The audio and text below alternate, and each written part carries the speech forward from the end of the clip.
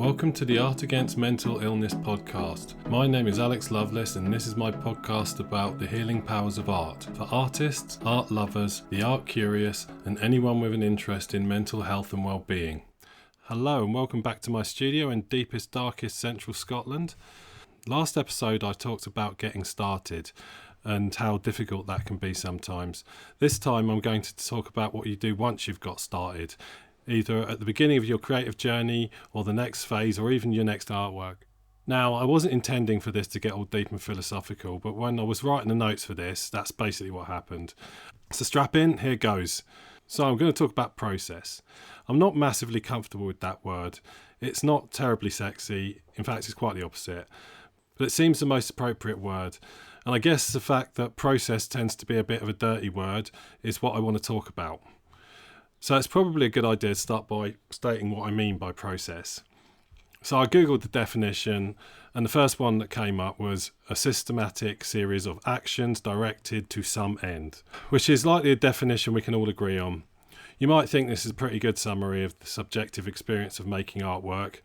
Although I don't take issue with it per se, the spirit of the definition is what I take issue with. I take issue with the idea that a series of actions and the endpoint are in any way different. You may think the purpose of the creative process is to make stuff, which is definitely true to a degree, but what I want to talk about is how important the process of making that stuff is, both in general and in terms of the therapeutic value of art. It's my belief that the journey of creation is perhaps the most important thing as far as mental wellness is concerned. Now, this might seem like something that should only concern experienced artists, but as a beginner or an enthusiast, understanding the value of process, the whole process, will make your progression easier and so much more rewarding and beneficial. This means leaning into process as part of the creative and healing journey, seeing the whole process as part of the finished product, and understanding that that product is never really finished. How I think about process is informed by Zen Buddhism. Zen, and Buddhism in general, recognises in the most literal sense that there is and only ever was one moment, and that moment is now. Much of what we think of in the West as mindfulness derives from this concept. If you spend your whole time dreaming about something you'll be doing in some future time that you really want to be doing, you are committing the cardinal sin in Buddhism, which is wasting the only moment that actually exists, which is right now.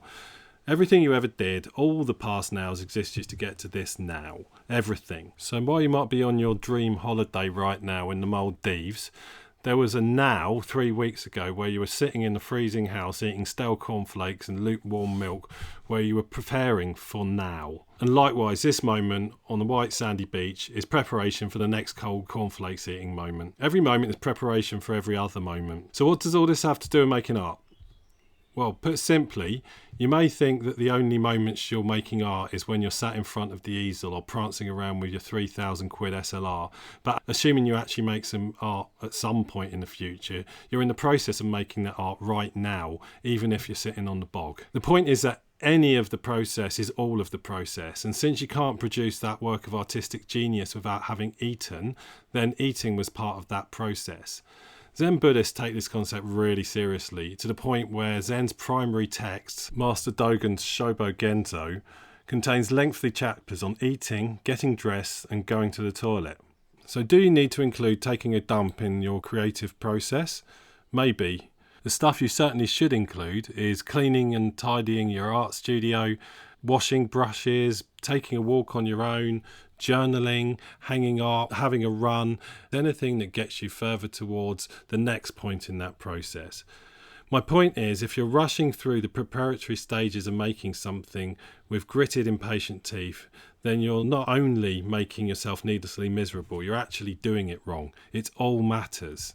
In the context of art as therapy, this is a hugely important concept. A moment resented is a moment of potential healing wasted, and another little cut to add to the thousands you already have. I found this realisation incredibly liberating. I learned to love all the nitty-gritty of the process of making art. Actually, I didn't learn to love sweeping the floor of my studio. I learned I already loved it. That feeling of frustration or impatience I had was created by the false belief that the only time I was actually making art was when I was in front of an easel with a paintbrush in my hand. Think of it like when you have a really tasty sandwich ready to eat and you're looking forward to it, but then it's finished and you didn't notice because you were too busy answering some BS work email or whatever. Maybe once in a while you stop to think, I'm sure I really enjoyed that sandwich, but I don't really remember eating it at all. Most of the time, the memory of that awesome sandwich is entirely gone. It was just another step on the journey to doing whatever supposedly important thing you thought you were supposed to be doing. But maybe eating that sandwich was the best part of your day, and to all intents and purposes you missed it. I love tidying my studio, but I don't do it a lot. I used to think that this is because I'm lazy, which is sort of the case, I am a bit. But I'm also usually quite busy and prioritise making art, assuming that the studio isn't too messy to do that. But these days I like to think that I save it for the special occasions when I've really got the time to appreciate it. And having a tidy studio is such a gift, so much so that it's often been an impetus to make more cool stuff once it's tidy. When you think about it like that, it's obvious that tidying the studio is part of the creative process, not an impediment to it. What we're saying here is that the process and the product are the same thing, which makes sense when you think about it. The process is right there on the canvas or the page or the camera, along with all the other bits of you from your life experiences and stuff you experienced that day and all the other things you were thinking about at the time. I recently worked on a commission while listening to the audiobook of The Great Gatsby, and you can bet bits of that found itself smeared all over the canvas, literally in some cases, since I actually printed out some bits of text from the book and glued them to the canvas. So if you agree with my core thesis that art is therapy, and that all these other apparently non-art related tasks are actually part of the art, then by embracing this, you've literally increased your quota of daily therapy by really quite a lot. You need to stop thinking of cleaning your brushes as a chore and see it as a beautiful gift. This applies even when you're feeling really low. Perhaps so low you can't find any creative energy at all. Fairly recently I found myself in a very dark space and somehow couldn't find the mental space to create anything new.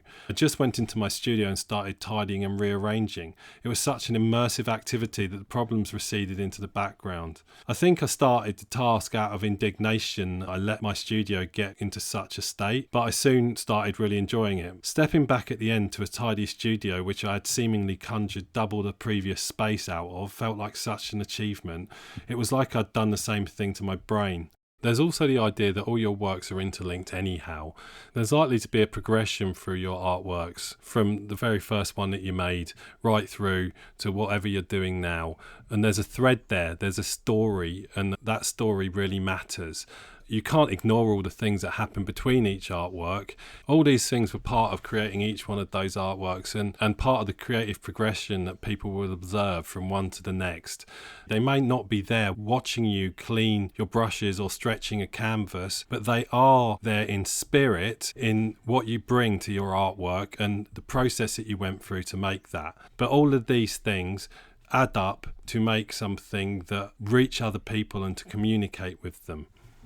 That love of every part of the process will show in each final work in terms of its quality, in terms of its creativity, in terms of its attention to detail, in terms of its spirit and passion. So what they see really is a version of your process sped up, but it's all there. They may not see every little thing that you did, but they will look at every little detail on that canvas and it will mean something to them. Anyway, I could get lost in explaining the zenness of all this way of thinking. If you really follow and extrapolate my logic here, you get into some pretty hardcore philosophical territory, which is the very essence of Zen.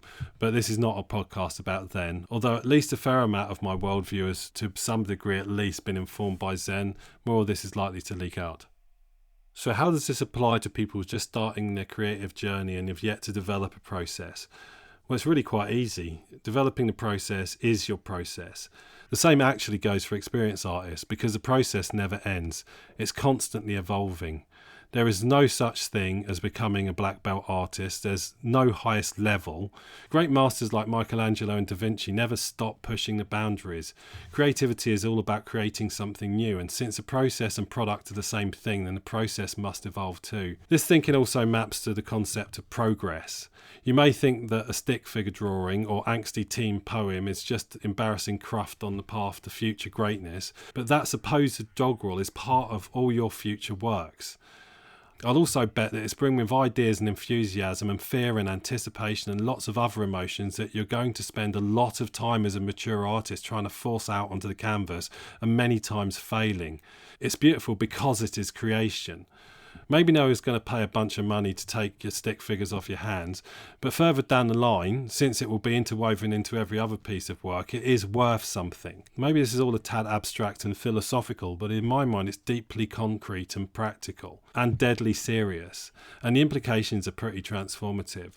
We'll revisit this stuff many times in coming episodes, particularly when we start talking about perfectionism and procrastination. Anyway, so today's homework: your task is to tidy your creative things.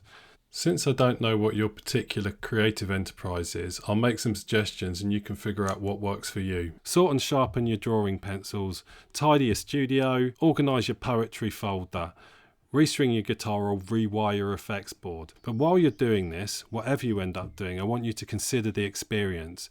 Don't think too hard, just notice how it makes you feel. I think you'll find that since you're spending time with the tools of the activity that bring you joy, you'll find that this activity brings you joy too. Okay, that's all for today. In my next episode, I'm going to be tackling the thorny issue of perfectionism. Thanks again for listening. Goodbye. If you want to find out more about me, I can be found on Facebook at Alex Loveless Artist, at Instagram at Alex M Loveless, and my website is alexloveless.co.uk.